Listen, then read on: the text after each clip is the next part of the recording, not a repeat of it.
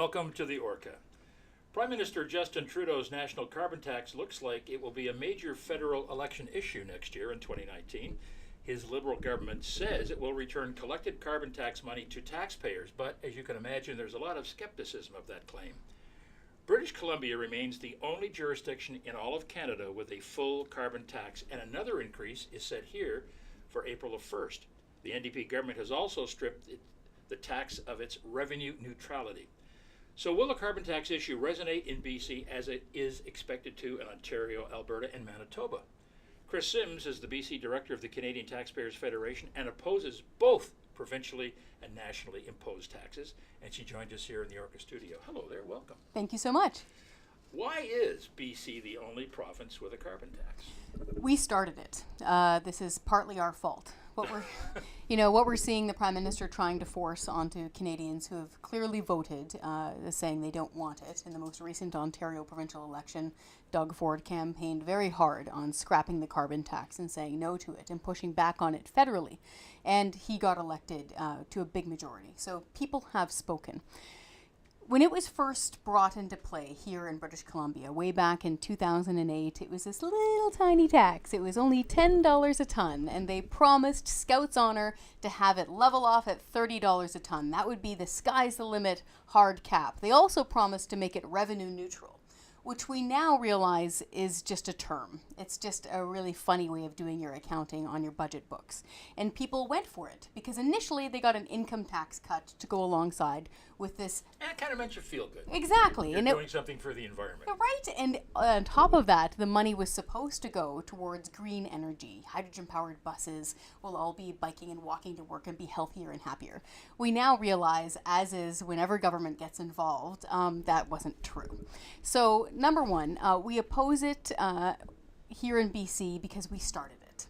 We think that the thinking that caused the carbon tax to come into play here initially in the furthest west coast province has now spread across Canada.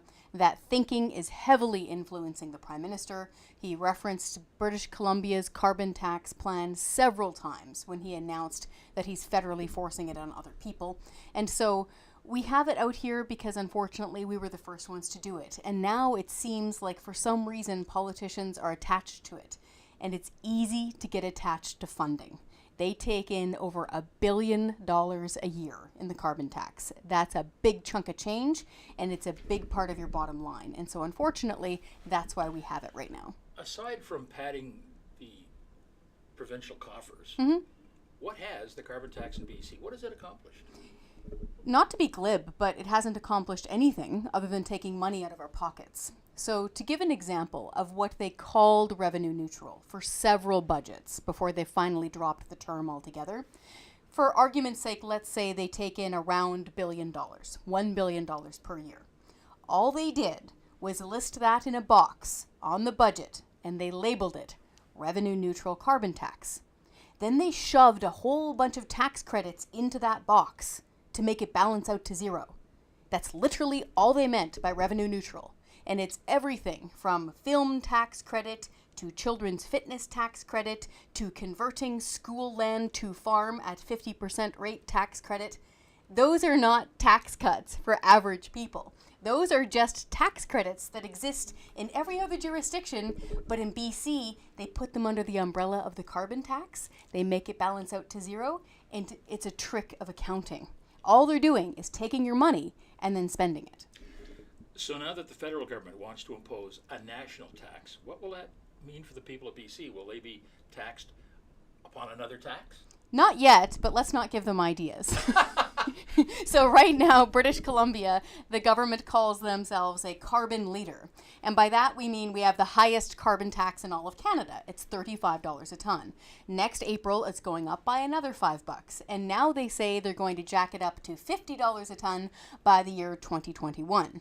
We can expect it basically to go up forever, because once government gets addicted to an income stream of taxation, they're not going to stop unless they're forced to do so. What's going to happen across the rest of the country, though, where they're having this carbon tax forced on them against their will in places like Saskatchewan and Ontario and New Brunswick, is that taxpayers are going to be bribed with their own money. They're going to either be getting a break during income tax time, they're going to be getting a little rebate check, or they might be sending rebate checks out different times of the year. Basically what they're doing is they're taking their money when they're filling up their gas tanks and their diesel trucks, driving the kids to school, getting groceries, heating their homes, all those luxuries that we enjoy here in Canada. They're taking their money and then they're giving a bit of it back to them in the form of a check. So essentially, they're bribing taxpayers with their own money to swallow this new tax.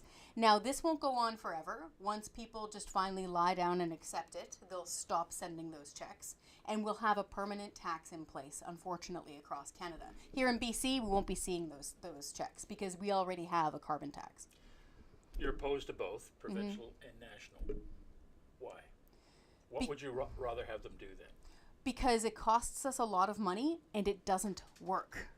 It was imposed under the guise of saving the environment, of stopping man-made climate change. It has done neither. All it has done is taken money out of people's pockets. Very interestingly, the Sierra Club in January said that this has been a failure here in British Columbia, that we have failed to reduce CO2 emissions in the province of BC by more than a token amount. Well, I don't know about you, but every time I fill up my small car and I pay an extra $6 every single time, every time my cousin fills up his pickup truck and pays an extra $10 every time, and now I'm hearing from people who have natural gas to heat their homes, I'm hearing that their carbon tax is sometimes costing more than the actual fuel. That's all money out of our pockets, and the Sierra Club and the environmentalists still say that it's not doing anything, that it's just a token amount. So it's still not working. All it's doing is funding the government. But Kris, as you say, the government has become addicted to this revenue stream. They have to replace it somehow if they do away with carbon tax, which still means a tax on us somehow. It still comes out of our wallets. So what do you say? They simply need to live without that money. We can't just simply... Is that possible? It is possible. You know, the presence of ever-expanding, ever-growing government is not something that we should just accept in our lives. Because the moment we do that, the moment we stop pushing back, is the moment that we start handing over 60% of our income every year to various forms of government.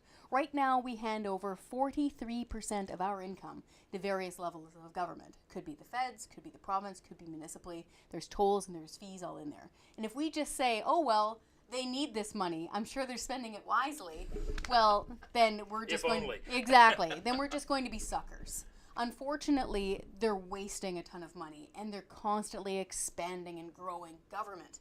We need smaller government, more accountable government, leaner, more nimble government that's watching every nickel. And then they won't be addicted to things like the carbon tax. And keep in mind, if they're handing tax credits to mega blockbusters for films to be taped in downtown Vancouver, people driving to and from work are literally helping to fund Deadpool 2 and Skyscraper. They don't need our money. They've got plenty of it. So we're now on the cusp of an election campaign, a federal election campaign. How do you expect this will manifest itself in the Liberal platform? The Liberals are going to try to play this as saving the environment and somehow magically giving you back more money than you paid in. Anybody that understands a budget or how arithmetic works knows that that's impossible. So they're going to have to try to bribe them with their own money, like I said, through rebate checks. And they're also going to try to say that it's doing our part, that we're somehow going to save the environment. What's really telling is that the Prime Minister of Canada himself, in French, in one of the most popular talk shows in all of French-speaking Canada, Tout le monde en parle, said, even if we stopped everything tomorrow, and by that he means driving to work, heating our homes, buying groceries. If we stopped everything tomorrow, it wouldn't make a big difference. Funny, he didn't repeat that in English because he realized he'd stepped in it. So the Liberals are going to try to spin this as somehow saving the environment and magically producing more money to give back to us.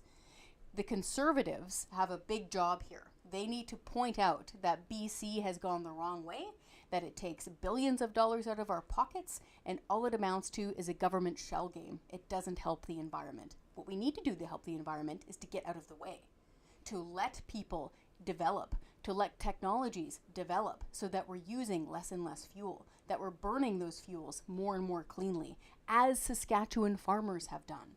Farmers in Saskatchewan magically reduced their CO2 emissions all on their lonesome, They didn't need a carbon tax to do it, all through technological innovation, because they're always about the bottom line and always about efficiency. But guess what? Saskatchewan's getting a carbon tax anyway.